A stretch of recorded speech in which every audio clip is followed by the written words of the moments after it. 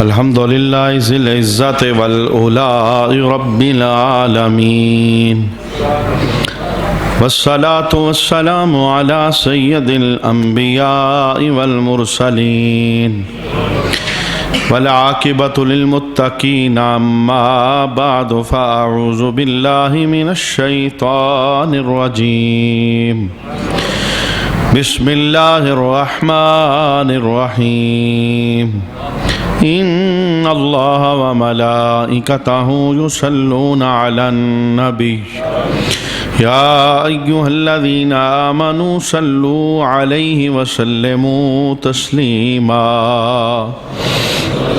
اللہم صلی علی سیدنا و مولانا محمد وعلی آل سیدنا و مولانا محمد وبارک وسلم وصلی علیہ الصلاۃ والسلام علیک یا سیدی یا رسول اللہ صلاۃ والسلام علیک یا سیدی یا حبیب اللہ صلاۃ والسلام علیک یا سیدی یا شفیع المذنبین وعلی آلک واصحابک یا سیدی یا رحمت للعالمین۔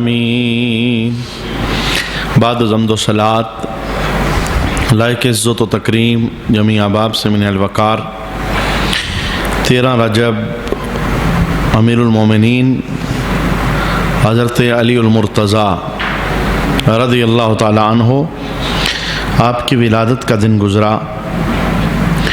پوری دنیا سے آپ کی اسلام کی خاطر قربانیوں اور خدمات کو خراج تحسین پیش کیا گیا۔ آج کی نشست کے اندر امیر المومنین حضرت علی رضی اللہ تعالی عنہ کے اقوال ہمارے جمعے کی گفتگو کا عنوان ہے۔ فضائل کے اعتبار سے بے شمار نشستیں اس سے پہلے ہم حضرت علی رضی اللہ تعالی عنہ کی شان کے اندر سن چکے ہیں۔ آج ہم آپ کی تعلیمات جو آپ امت کے لیے چھوڑ کر اس دنیا سے گئے ان میں سے چند باتیں سماعت کریں گے۔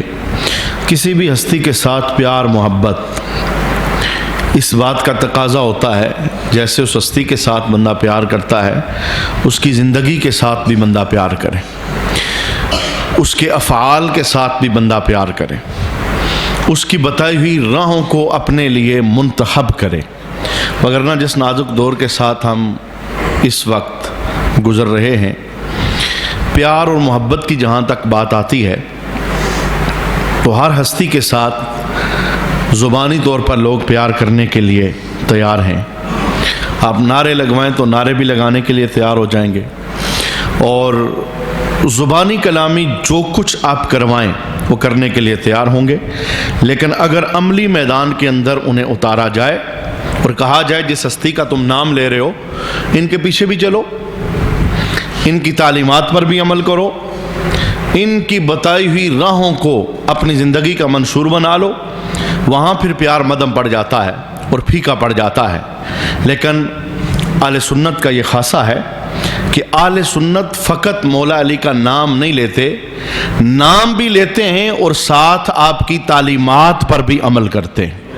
پیار کرنے والے، نام لینے والے دنیا کے اندر آپ کو لاکھوں ملیں گے، لیکن کچھ ایسے ہیں نام تو لیتے ہیں لیکن ان کی بتائی ہوئی راہوں پر نہیں چلتے، ان کی تعلیمات کو اپنی زندگی کا حصہ نہیں بناتے۔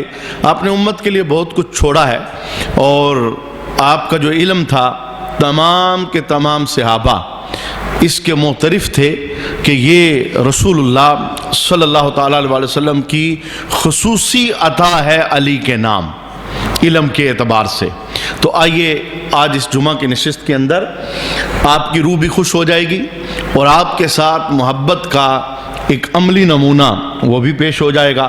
ہم سنتے ہیں کہ حضرت علی رضی اللہ تعالیٰ عنہ نے امت کے لیے تعلیمات کے اعتبار سے کیا کیا چیزیں چھوڑی. یہ آپ کے مختلف خطبات ہیں، آپ کے مختلف اقوال ہیں جو مختلف مواقع پر آپ نے بیان فرمائے، انہیں محفوظ کیا گیا. یہ ورثہ نسل در نسل چلتا رہا اور آج ہمارے پاس یہ ورثہ موجود ہے، اور اسی میں سے کچھ آج ہم جمعہ کے اس اجتماع کے اندر سیکھنے کا اہتمام کریں گے. حضرت علی رضی اللہ تعالی عنہ ارشاد فرماتے ہیں، یاتی علی الناس زمان، لوگوں پر ایک زمانہ ایسا آئے گا، لا یبقى فیہم من القرآن الا رسمہ، ان کے پاس قرآن نہیں رہے گا، فقط رسم رہ جائے گی. ایک زمانہ ایسا آئے گا قرآن سے لوگ اتنے دور ہو جائیں گے، قرآن فہمی ختم ہو جائے گی، قرآن کی تعلیمات زندگیوں سے یوں نکل جائے گی کہ قرآن نہیں رہے گا، رسم رہ جائے گی. شاید جس زمانے کا مولا علی مرتضیٰ نے تذکرہ فرمایا وہ زمانہ یہی ہے جس کے اندر ہم سانس لے رہے ہیں. ہمارے دور کے لوگوں نے قرآن کے ساتھ وفا نہیں کی، قرآن کو رسومات کے طور پر استعمال کیا. قرآن باپ کی چارپائی پر رکھ کر باپ کو قبرستان رخصت کرنے کے لیے استعمال کیا گیا. قرآن بچی کے سر پر رکھ کر اسے اگلے گھر میں رخصت کرنے کے لیے استعمال کیا گیا. قرآن مارکیٹ اور دکان کے افتتاح کے لیے استعمال کیا گیا. قرآن کے تعویذ بنا کر بچے کے گلے کے اندر ڈالے گئے، اور قرآن کے ذریعے جنات کا دم کیا گیا اور انہیں دفع کیا گیا. یہ ساری چیزیں قرآن کے اندر موجود ہیں. قرآن بڑی رحمت معاب کتاب ہے، لیکن قرآن کا فقط مقصد یہ نہیں تھا کہ اسے جھگڑوں میں استعمال کیا جائے، اسے قسموں کے لیے استعمال کیا جائے، اسے کچہریوں کے اندر سر پر اٹھانے کے لیے استعمال کیا جائے، اور اسے بچیوں کو رخصت کیا جائے اس کے سائے کے اندر. صرف اس کا یہ مقصد نہیں تھا. قرآن کا سب سے بڑا مقصد یہ تھا کہ قرآن میرے اور آپ کے لیے قیامت تک کے لیے رہنما بن کے آیا. جس دور سے ہم گزر رہے ہیں ہمارا کتنا تعلق ہے قرآن کے ساتھ. اگر میں یہ جملہ بولوں تو بے شمار لوگ ایسے ہوں گے جنہیں پوری زندگی میں ایک مرتبہ بھی پورا قرآن خود پڑھنا ترجمے کے ساتھ نصیب نہیں ہوا. اب جب ہم نے قرآن کو سمجھا ہی نہیں تو ہمیں کیا پتا چلے گا قرآن نے کیا بولی ہے، قرآن ہمیں کیا خطاب کر رہا ہے، قرآن نے کس بات سے روکا ہے، کس بات کا حکم ارشاد فرمایا. یہ سب کچھ سمجھنے کے لیے پہلے قرآن کے ساتھ تعلق قائم کرنا پڑے گا، قرآن کے ساتھ لگاؤ بنانا پڑے گا، قرآن کے ساتھ دل لگانا پڑے گا. آئیے حضرت علی رضی اللہ تعالی عنہ کے ساتھ محبت کا عملی ثبوت دیں. جب تک جان میں جان باقی ہے اللہ کے قرآن کے ساتھ جڑے رہیں، اس قرآن کو منصور حیات بنائیں. اگر نہ سمجھ آ سکے کسی استاد کے پاس بیٹھیں، کسی سمجھانے والے کے پاس بیٹھیں. خود بس میں نہیں ہے کہ ہم قرآن کی آیتوں سے نکلنے والے موتیوں کو سمیٹ سکیں تو کسی ایسی صحبت کے اندر آ جائیں جس صحبت کے اندر قرآن سکھایا جا رہا ہو، قرآن پڑھایا جا رہا ہو، قرآن فہمی جہاں پر موجود ہو. اس لیے کہ قرآن ایک نورانی گلی ہے، جو بندہ اس گلی کے اندر داخل ہو جاتا ہے جب کنارے پر پہنچتا ہے اللہ ظاہر بھی منور فرماتا ہے، اللہ باطن بھی منور فرماتا ہے. لیکن میں کہنا چاہوں گا قرآن سکھانے والے کیا کم ہیں؟ جی نہیں، قرآن سکھانے والے بے شمار ہیں. آوازیں لگاتے ہیں، صدائیں لگاتے ہیں، آ جاؤ بھائی قرآن پڑھ لو، قرآن سیکھ لو. لیکن کتنے مسلمان نکلتے ہیں، کتنے کلمہ پڑھنے والے نکلتے ہیں، کتنوں کے پاس ٹائم ہوتا ہے؟ ہم نے قرآن کو وقت نہیں دیا، اور قرآن کے ساتھ بے وفائی کا نتیجہ آج ہم اپنے معاشرے کے اندر دیکھ رہے ہیں. یہ جتنی بے رحمیاں ہیں، یہ جتنی نحوستیں ہیں، یہ جتنی بلائیں ہیں، یہ جتنی آفتیں ہیں، یہ جتنی پریشانیوں کے اندر اس وقت ہم گرے ہوئے ہیں، اس کا سب سے بڑا نتیجہ ہے اللہ کے قرآن سے دوری. حضرت علی رضی اللہ تعالی عنہ ہی کی روایت ہے، آپ نے رسول اللہ کی ایک حدیث شریف کو بیان کیا تھا. میرے محبوب کریم علیہ السلام نے فرمایا تھا جب قیامت قریب ہوگی تو آسمان سے آفتیں اور بلائیں یوں اتریں گی، فتنے یوں اتریں گے جیسے بارش کے پانی کے قطرے اترتے ہیں. اس زمانے کے اندر جس وقت حضرت علی رضی اللہ تعالی عنہ نے یہ روایت بیان کی تو پوچھا گیا یا رسول اللہ، جب آسمان سے برسنے والی بارش کے قطروں کی طرح فتنوں کا نزول زمین پر ہونے لگے، آفتیں آنے لگیں، بلائیں آنے لگیں، تو بچنے کا ذریعہ کیا ہے؟ حضور آپ بھی تو نہیں ہوں گے اور انبیاء کا سلسلہ بھی تو بند ہو جائے گا، پھر ہم بچیں گے کیسے؟ میرے محبوب نے کیا کہا تھا؟ میری اس کتاب کو تھام کے رکھنا، سینے پر لگا لو گے اللہ تمہیں آفتوں سے نجات عطا فرمائے گا۔ یہ ہر مصیبت سے بچنے کا نسخہ ہے، یہ ہر غم سے نجات کا ذریعہ ہے۔ بارکیف اس پر مزید کلام ہو سکتا ہے، میں آج چونکہ ہم نے اسباق سیکھنے ہیں۔ حضرت علی رضی اللہ تعالی عنہ کا پہلا قول آج ہم نے کیا سیکھا؟ آپ نے فرمایا قرب قیامت کے اندر ایک زمانہ ایسا آئے گا قرآن رہ جائے گا، قرآن اس کے ساتھ یوں تعلق بندوں کا رہ جائے گا، ایک رسم بن جائے گی، ایک رواج بن جائے گا، بس قرآن ہے گھر کے اندر پڑا ہوا۔ 2 سال کے بچے نے تو پڑھنا ہے، اس نے مدرسے جانا ہے۔ 4 سال کی بچی نے تو پڑھنا، اس نے مدرسے جانا ہے۔ یہ جو 30 سال کا ہو چکا ہے، یہ جو 50 سال کا ہو چکا ہے، کیا قرآن اس کا عنوان نہیں تھا؟ کیا اس نے قرآن کو وقت نہیں دینا تھا؟ کیا قرآن اس کی زندگی کا منشور نہیں تھا؟ اور بچے بھی پھر ایک مخصوص ٹینیور تک پڑھتے ہیں، انہیں پتا ہوتا ہے ہمارے گھر کے اندر یہ روٹین ہی نہیں ہے، ہم نے تب تک قرآن پڑھنا ہے جب تک ہم نے قرآن کو ناظرہ سیکھ نہیں لینا۔ 2 سال 4 سال 5 سال 6 سال یہاں تو چھوٹے بچے پڑھتے ہیں، اور جو بڑے بچے ہیں جنہوں نے میٹرک ہیں اور ایف اے ہیں، بی اے ہیں، یونیورسٹی جاتے ہیں، وہ قرآن کو کتنا وقت دیتے ہیں؟ نہیں پڑھتے، چونکہ ابھی انہوں نے یونیورسٹی پڑھنی ہے، انہوں نے مستقبل روشن کرنا ہے، ان کے پاس اللہ کے قرآن کو دینے کے لیے وقت نہیں ہے۔ جناب علی، جب بڑوں کے پاس وقت نہیں ہوگا تو چھوٹے وقت کیسے دیں گے؟ اور پھر جب کوئی بھی قرآن کو ٹائم دینے کے لیے تیار نہیں ہے تو قرآن زندگی کے اندر انقلاب کیسے پیدا کرے گا؟ یہ ایک انقلابی سوچ ہے جو آج کی سوچ نہیں، حضرت علی رضی اللہ تعالیٰ عنہ نے 14 صدیوں پہلے عطا فرمائی تھی۔ اور میں کہتا ہوں اس گھرانے کا قرآن کے ساتھ بڑا تعلق ہے، یہ پورا گھرانہ قرآن سے وفا کرنے والا گھرانہ ہے۔ حضرت علی رضی اللہ تعالیٰ عنہ کے لخت جگر امام حسین، آپ کو پتا ہے قرآن سے کتنی وفا ہے، قرآن سے کتنا پیار ہے۔ کٹے ہوئے سر سے بھی 3 دن بعد نیزے پر جب چڑھا تھا قرآن کی تلاوت کی آواز آ رہی تھی۔ انہوں نے وفا کی ہے قرآن کے ساتھ، اور وفا کا نتیجہ کیا ہے؟ اللہ نے آل رسول کے ذکر کو قیامت تک کے لیے جاری و ساری فرما دیا۔ گویا جو قرآن سے جڑتا ہے مرتا نہیں ہے، مٹتا نہیں ہے، فنا نہیں ہوتا، اور جو قرآن سے کٹ جاتا ہے سب کچھ ہو کر بھی وہ کچھ نہیں ہوتا، وہ مٹ جاتا ہے، فنا ہو جاتا ہے۔ بارکیف آپ کا پہلا جملہ کہ ایک زمانہ آئے گا قرآن نہیں رہے گا، رسم رہ جائے گی، بس گھر میں کتاب پڑی ہے، غلاف اس پہ لپٹا ہوا ہے، آنے والا مہینہ رمضان کا ہے، وہ آئے گا تو پھر کھولیں گے، پھر پڑھیں گے، پھر 10-15 دن پڑھیں گے، روٹین ختم ہو جائے گی، پورا سال ہم نے قرآن کو ہاتھ نہیں لگانا۔ آئیے یہ عہد کر کے آج جمعہ کے اجتماع سے اٹھیے کہ ہم نے قرآن کو وقت دینا ہے، قرآن کو وقت دیجئے، قرآن پڑھیے، یہ خود رہنما ہے، یہ خود مؤثر ہے، اس میں جتنا اثر ہے جناب علی، یہ اگر عمر کی زندگی میں انقلاب پیدا کر سکتا ہے، اور عمر قتل کے ارادے سے رسول اللہ صلی اللہ علیہ وسلم کی طرف بڑھے تو عمر کی تلوار ہاتھ سے گرتی ہے اور عمر کلمہ پڑھنے کے لیے تیار ہو جاتے ہیں۔ اگر 14 صدیوں پہلے قرآن عمر کی زندگی میں انقلاب پیدا کر سکتا ہے تو آج بھی کوئی آئے تو قرآن انقلاب پیدا کرنے کے لیے تیار ہے۔ کوئی آئے تو صحیح، کوئی دامن کھولے تو صحیح، کوئی اس گلی میں داخل تو ہو۔ اچھا دوسری بات، حضرت علی رضی اللہ تعالیٰ عنہ ارشاد فرماتے ہیں وَمِنَ الْإِسْلَامِ إِلَّا اسْمُهُ، ایک زمانہ ایسا آئے گا اسلام نہیں رہے گا، فقط نام رہ جائے گا۔ جی مسلمان ہوتے ہیں، تعارف کر لو، آئی ڈی کارڈ چیک کر لو، پاسپورٹ چیک کر لو، ہمارا محلہ چیک کر لو، ہمارا خاندان گھرانہ چیک کر لو، ہم مسلمان ہیں۔ اگر کہو کوئی مسلمانی تمہارے وجود سے چھلکتی ہے، جواب نام میں آئے گا، اور پھر بے شمار موقع پر یہ لوگ جملہ کہنے پہ مجبور ہو جائیں گے، اس طرح کا ہوتا ہے مسلمان۔ اسلام کی کیا تعریف ہے؟ فقط آئی ڈی کارڈ؟ اسلام کی کیا تعریف ہے؟ فقط اپنے آپ کو مسلمان کہنا؟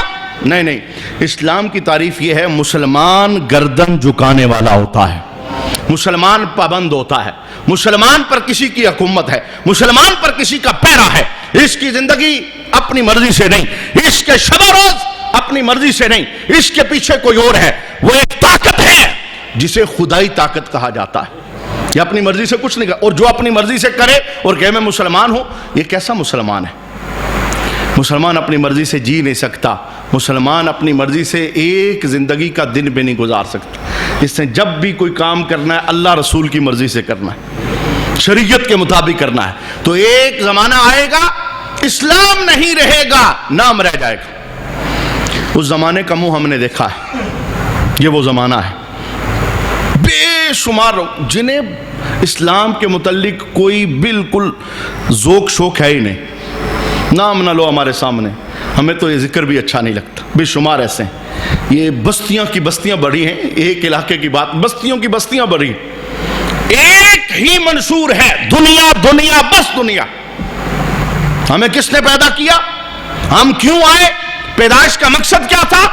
ہم اچانک یہاں سے چلے جائیں گے، کیا منہ دکھائیں گے اللہ رب العالمین کو؟ کسی کے دل کے اندر یہ سوچ نہیں ہے۔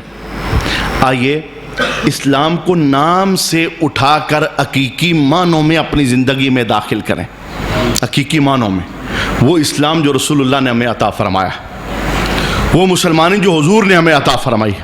مسلمان بندہ وہ اپنی زندگی کو اللہ اور اللہ کے حبیب کے بتائے ہوئے طریقوں کے مطابق گزارتا ہے۔ ایک تیسری بات حضرت علی رضی اللہ تعالیٰ عنہ نے ارشاد فرمائی کہ ایک زمانہ ایسا آئے گا، مساجدہم یومئذ عامرۃ من البناء، بناوٹ کے اعتبار سے مسجدیں بہت اونچی اونچی ہوں گی، بڑی خوبصورت خوبصورت ہوں گی، بہت اونچی اونچی ہوں گی، ایسی ایسی مساجد جن کے اندر ایک وقت کے اندر 1 لاکھ بندہ آ سکتا ہے، 50 ہزار بندے آ سکتے ہیں۔ لیکن جناب علی اگلی بات وہ آج کے دور کی عکاسی تھی۔ حضرت علی رضی اللہ تعالیٰ عنہ کہتے ہیں خراب من الہدا، مسجدیں بڑی بڑی ہوں گی، نمازیوں سے خالی ہوں گی۔ 2 کروڑ مسجد پہ لگا ہے، نمازی کتنے ہیں؟ 1 امام۔ 3 کروڑ مسجد پہ لگا ہے، اذان ہوتی ہے، کبھی ہوتی ہے کبھی نہیں ہوتی، امام رکھنے کے لیے ہمارے پاس وسائل نہیں ہے۔ مسجد تو بنا دی پل بھر میں ایمان کی حرارت والوں نے، من اپنا پرانا پاپی تھا برسوں میں نمازی بن نہ سکا۔ مسجد خوبصورت بناوٹ سے تیار نہیں ہوتی، مسجد سجدوں سے تیار ہوتی ہے۔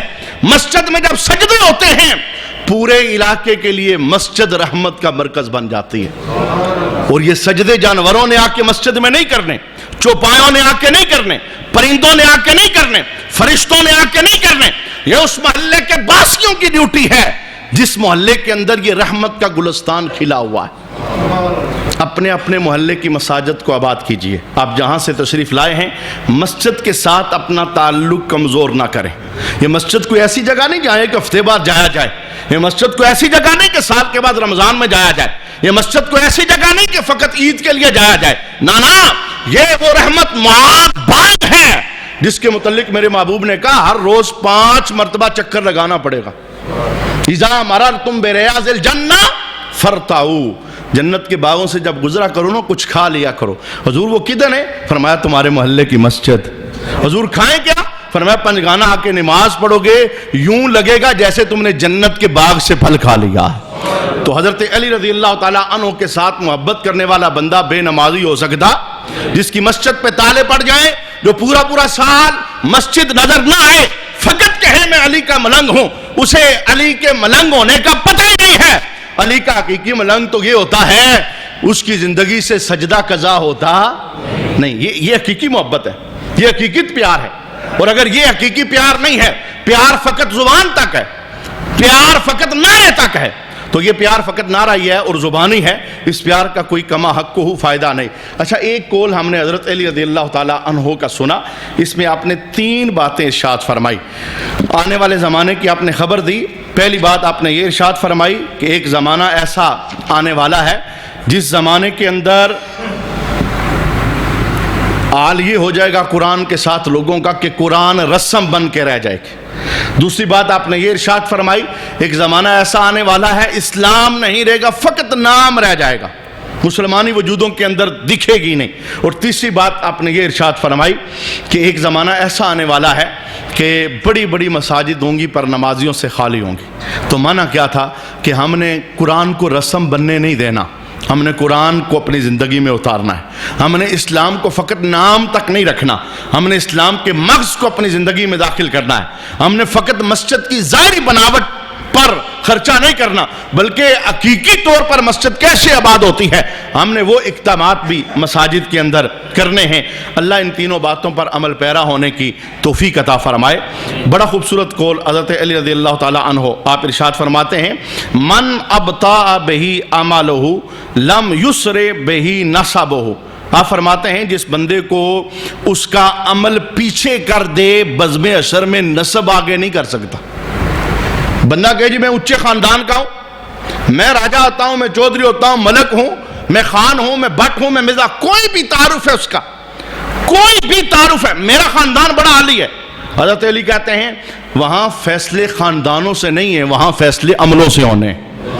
جس کا عمل اس سے پیچھے کر دے اس کا نسب بزم حشر کے اندر اسے آگے نہیں کرے گا. لہذا یہ نسب یہ تو فقط تعارف ہے دنیا کا، مجھے پتہ لگ جائے آپ کس قبیلے سے، آپ کو پتہ لگ جائے میں کس قبیلے، یہ کہانی بس ادھر کی ہے. ادھر کیا ہے؟ ادھر نسبوں والا نہیں، بلکہ ادھر اسے دیکھا جائے گا جو تقوی کا عمل لے کے اللہ کے دربار میں پہنچے. وہ قومیت کے اعتبار سے دنیا کے اندر رہتے ہوئے کوئی اتنی اونچی اس کی قوم نہیں تھی، لیکن عمل کا بادشاہ بندہ تھا. کون؟ حضرت بلال. قومیت مکے والے کہتے تھے نا نہیں اونچی جی، حبشی ہے، اونٹ موٹے ہیں، دانت بڑے بڑے ہیں، آنکھیں بڑی بڑی ہیں، رنگ اتنا اچھا نہیں ہے، قومیت اچھی نہیں، شکل و صورت اچھی نہیں مکے والوں کے نزدیک. لیکن اللہ رب العالمین نے نسب کا فیصلہ نہیں کیا، کہا دیکھو اس کا نسب کوئی بھی ہے لیکن میرے محمد کے ساتھ وفادار ہے.